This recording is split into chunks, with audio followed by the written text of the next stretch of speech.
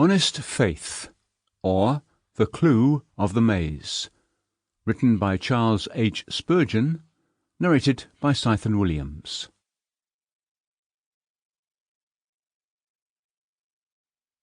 Preface.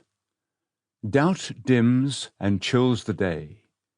A fog is over all things, and men move about like Egypt's ancients when they felt the darkness. Oh, that this mist would lift!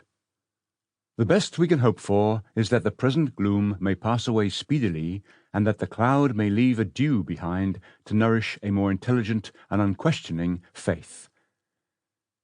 The paragraphs of this little book are not supposed to be an argument. It was not my aim to convince an opponent, but to assist a friend. How I have personally threaded the labyrinth of life thus far may be of helpful interest to some other soul who is in a maze. I hope that these pages will assist some true heart to say, "He fought his doubts and gathered strength." Footnote: Alfred Lord Tennyson, In Memoriam. Let no man's heart fail him, for the prevalent skepticisms are but spectres of the mind. Face them, and they fly. A great poet let fall the expression honest doubt.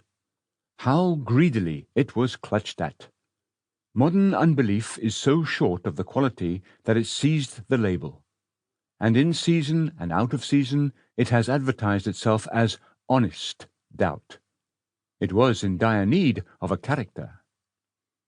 Feeble as our voice may be, we lift it on behalf of honest faith.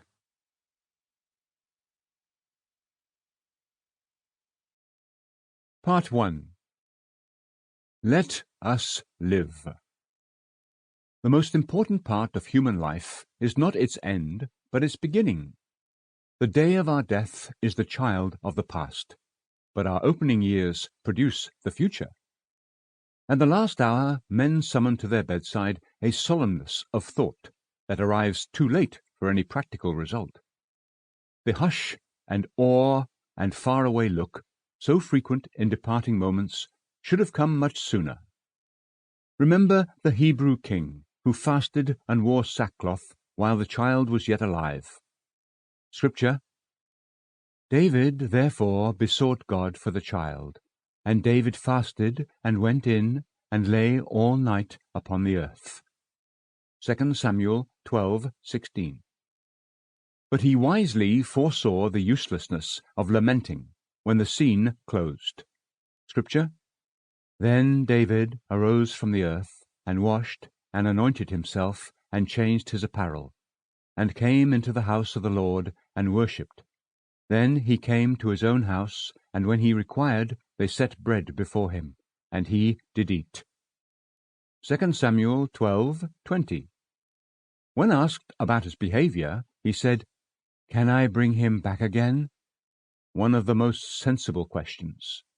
2 Samuel 12:23. It may be a serious business to take the cold iron from the anvil. It seems to us far sadder to stand still and see the hot bar grow cold. Brother at my side, whoever you may be, let us strike. How shall we live? With what hammer shall we strike? Ah, there's the rub. Not that it is a question to me personally, but desiring to be a true brother to you, my listener, I word it so for your sake. In fellowship with you, I look around the workshop. Here are hammers, light, bright, and many. See the trademark, certified brand new. The old smith over yonder says he knows nothing about them. They were left here by a new firm that is always inventing fine things.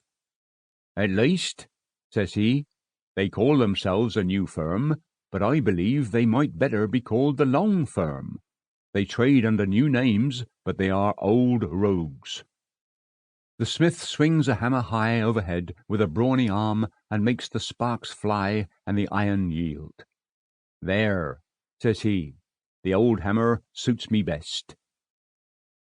You see, good friend, he is only a blacksmith and knows no better. Sample complete. Ready to continue?